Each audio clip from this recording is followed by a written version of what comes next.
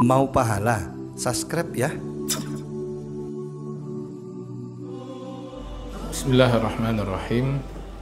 Assalamualaikum warahmatullahi wabarakatuh. Alhamdulillahil qail fi kitabihil karim. A'udzu billahi samiil alim minasy syaithanir rajim. Am yahsuduna an-nasa 'ala ma atahumullahu min fadli. Wa qala habibuna wa syafi'una Muhammad sallallahu alaihi wasallam, iyyakum wal hasad fa innal hasada ya'kulul hasanat kama ya'kulun narul hatab.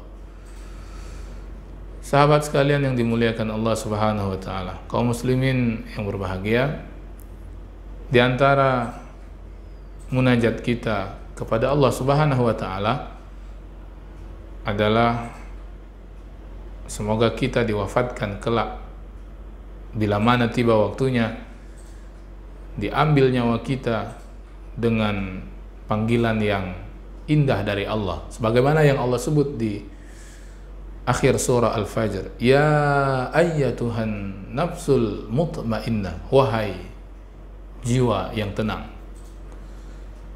Jiwa yang tenang ini yang kita upayakan agar ketika tiba saatnya kita dipanggil dengan panggilan yang indah dan merdu tersebut.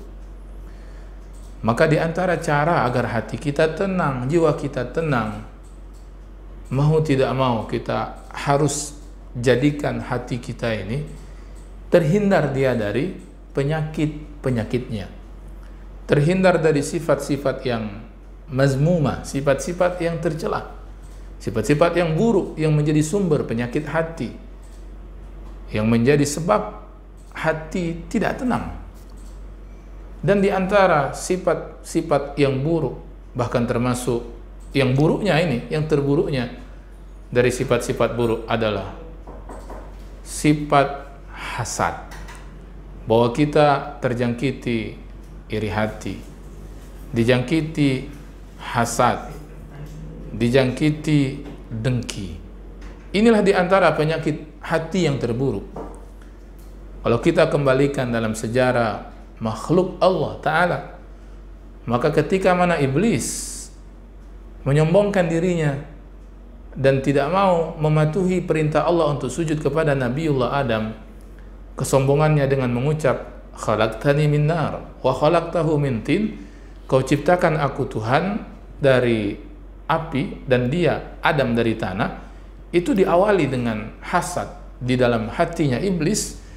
Kenapa Adam yang diciptakan belakangan justru diutus diciptakan sebagai khalifah nanti di permukaan bumi?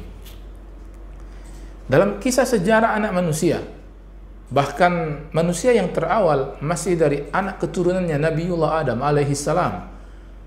Dan ini menjadi satu dosa yang besar, bahkan di bidang tersebut menjadi dosa pertama yang dilakukan anak manusia. Dosa apa yang dimaksud? Dosa pembunuhan. Ketika mana anaknya Nabiullah Adam, Qabil, menjatuhkan tangan membunuh kepada anak Adam yang lain, yaitu Habil, yang diabadikan kisah tersebut di dalam Al-Quran. Tapi coba lihat, sebelum kemudian jatuhnya tangan Qabil kepada Habil, dibunuhnya Habil itu oleh Qabil, hasad dulu yang menjangkiti penyakit, yang menjangkiti hatinya Qabil, yang itu menjadi penyakit hatinya. Dia merasa iri, merasa dengki. Kenapa yang istimewa adiknya Habil? Kenapa yang kemudian kurban diterima Allah adalah Habil? Sehingga kemudian terjadilah apa yang terjadi. Qabil bunuh kepada Habil. Inilah buruknya hasad.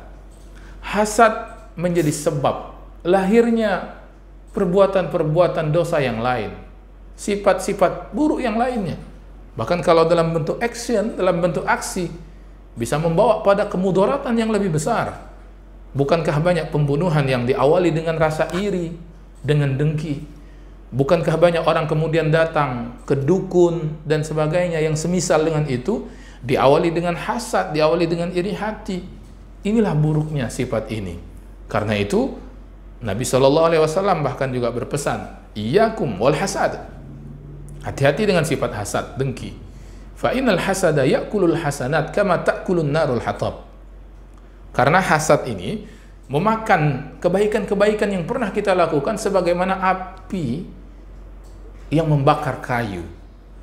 Betapa cepatnya api membakar kayu, begitu juga hasad. Kalau masih dibawa sampai mati, nanti di hadapan Allah dia akan padamkan, hapuskan kebaikan-kebaikan yang pernah kita buat. Bahkan di sisi yang lain, buruknya hasad ini merusak keimanan kita kepada Allah. Iman yang mana? Iman kepada qadarnya Allah. Karena kita tahu bahwa nikmat yang ada pada orang yang kita dengkikan itu, yang kita irikan itu seolah di waktu bersamaan kita menyangka bahwa Allah salah memberikan nikmatnya kepada orang tersebut. Bukankah orang yang hasad itu berharap nikmat orang lain itu jadi hilang, berpindah kepada orang lain, atau bahkan berpindah kepada dirinya? Inilah buruknya hasad.